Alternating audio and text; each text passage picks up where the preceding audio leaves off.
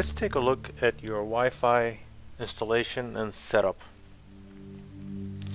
There are several possible configurations.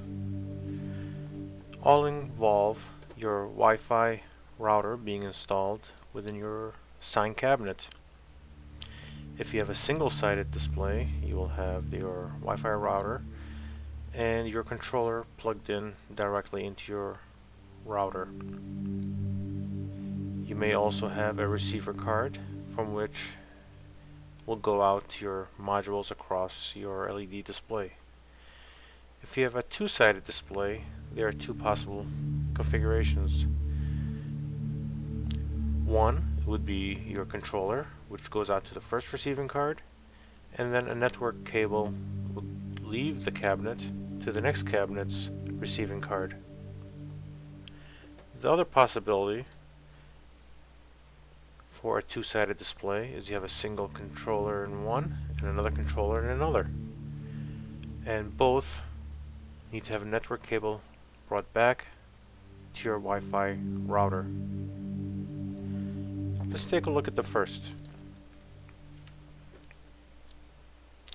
Again, you have controller and the network cable comes right back and plugs right directly into the backside of your Wi-Fi router. Here's a little close-up. Controller plugs into the RJ45 connection in the back of the router. Your antenna will plug into one of the antenna ports. The cable will go through the cabinet and placed on the outside of the cabinet, as shown here. Your display might have different types of antennas. Long range, mid-range, and in very close proximity may not even require an external antenna. The basic instructions: place Wi-Fi router inside display within the controller. Place body above to avoid moisture. Connect your network cable from the Wi-Fi router to your controller, which is this B right here. Connect the antenna cable to the Wi-Fi router and place the antenna along outside edge.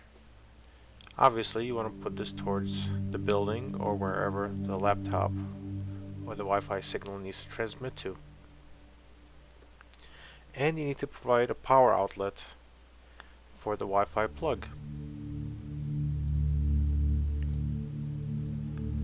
When logging into your LED display, you will see a network, a MaxxLite LED network, and you will have an identified password to log into your display. Once you have these setups configured, you'll be able to use your MaxxLite LED software and upload your content easily.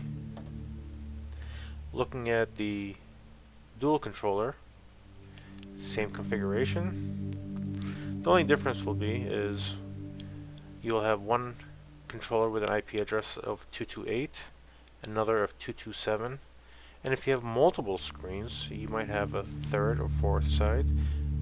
The numbers might be 226, 225, and so on. All the instructions are identical. All the steps are similar.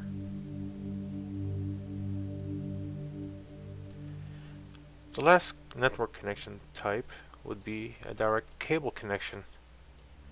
That is where a wire is running from the controller to the outside of the cabinet to your computer or laptop or inside the building. Here, your network cable, as shown, runs from the computer directly to the controller. No Wi-Fi feature here.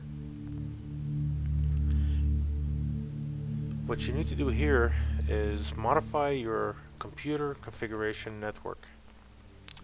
The way you do this is you have to go to your local area connection and modify the TCP/IP4. You do that by clicking on this, and clicking on properties, and you change it to use the following IP address. Enter the following IP address: 192.168.1 255.100, and just simply by clicking in the subnet mask area, it will automatically populate with 255.255.255.0. Once you click on OK, your computer is ready to connect to your LED display. And that's it. Hopefully this makes it easier for you to understand the network configuration process. Thank you for watching.